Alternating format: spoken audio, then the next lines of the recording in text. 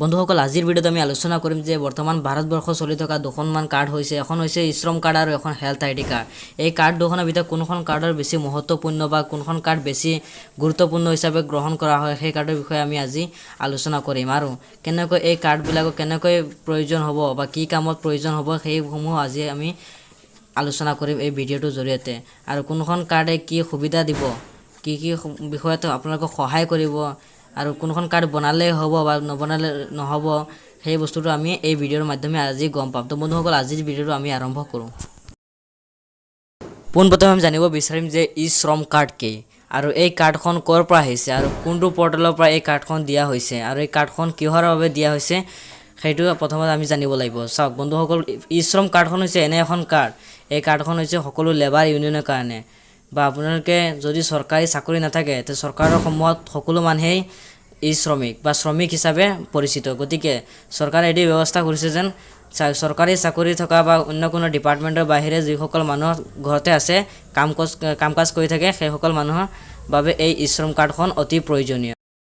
দ্বিতীয় কথাটো এইটোৱে যে এই কাৰ্ডখন বনোৱাৰ সময়ত আপোনাৰ একাউণ্ট নম্বৰটো বাধ্যতামূলক হিচাপে লিংক কৰিব লাগিব, মানে এই একাউণ্ট নম্বৰটো আপুনি দিবই লাগিব।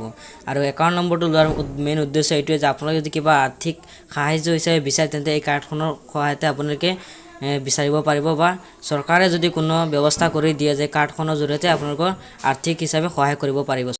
বন্ধুসকল, দ্বিতীয় পইণ্টটো হৈছে যে হেল্থ কাৰ্ডখন মানুহে কিয় বনাব লাগে বা হেল্থ কাৰ্ডটো আমাৰ ভাৰতবৰ্ষত কিয় বনাবলগীয়া হৈছে। চ' বন্ধুসকল, বাহিৰা কাণ্ট্ৰিটো কিন্তু এনেকুৱা কাৰ্ডবিলাক বনোৱা হৈছে, তেওঁলোকে বেলেগ বেলেগ দেশতো বনোৱা হৈ আছে। আমাৰ দেশতো আগতে হৈছিল, কিন্তু বৰ্তমান অনলাইন যোগেও কিন্তু কৰিবলৈ ব্যৱস্থা কৰি দিছে ভাৰত চৰকাৰে।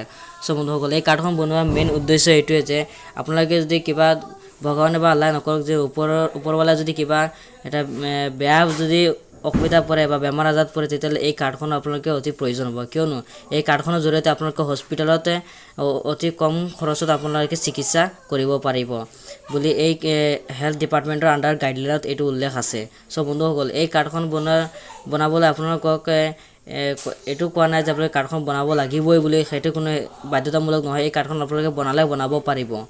এই কাৰ্ডখন ভৱিষ্যতে বহুত কাম কৰিব আৰু এই কাৰ্ডখনৰ লগতে আয়ুষ্মান ভাৰতৰ লগতে লিংক আছে। এই কাৰ্ডখন আপোনালোকে যদি ৱেবছাইটত যায় তেতিয়াহ'লে ইয়াতো লিখা আছে যে এখন আয়ুষ্মানৰ বুলি, আয়ুষ্মানৰ এটা পাৰ্ট বুলি ইয়াতে উল্লেখ আছে। বন্ধুসকল, তেতিয়াহ'লে এই কাৰ্ডখন আপোনালোকে বনাই থৈ দিব, কাৰণ ভৱিষ্যতে এই কাৰ্ডখন বহুত কামত লাগিব আৰু যদি কোনো অসুবিধা পৰে তেতিয়াহ'লে এই কাৰ্ডখনৰ উল্লেখ থাকিব। আৰু এটা কথা, এই থাম্বনেইলত দিয়া আছে 3000 টকা আপুনি কেনেকৈ পাব। তো বন্ধুসকল, এইটো দিয়াৰ মূল উদ্দেশ্য এইটোৱে যে বহুতে ইয়াতে থাম্বনেইল ফেক বনাই আছে, যেনেকৈ মই আজি ট্ৰল কৰিছোঁ আপোনালোকৰ লগত। এইটো লগোৱাৰ উদ্দেশ্য এইটোৱে যে আপোনালোকৰ ভুলটো ভাঙাবলৈ। 3000 টকাকৈ কোনে দিব? 3000 টকাটো দিব ইয়াতে, এইবিলাক চব মিছা কথা, কিয়নো ইয়াতে ক'ৰবাতো উল্লেখ নাই যে আপোনাৰ 3500 টকাকৈ দিব বুলি। ইয়াতে কিছুমানে ভিউ কমাবলৈ বা কিবা কৰিবলৈ এই কথাটো উল্লেখ কৰে। তো বন্ধুসকল, মই এইটো বুজাব বিচাৰিছোঁ যে এনেকুৱাবিলাক বস্তু আপোনালোকে বিশ্বাস কেতিয়াও নকৰিব।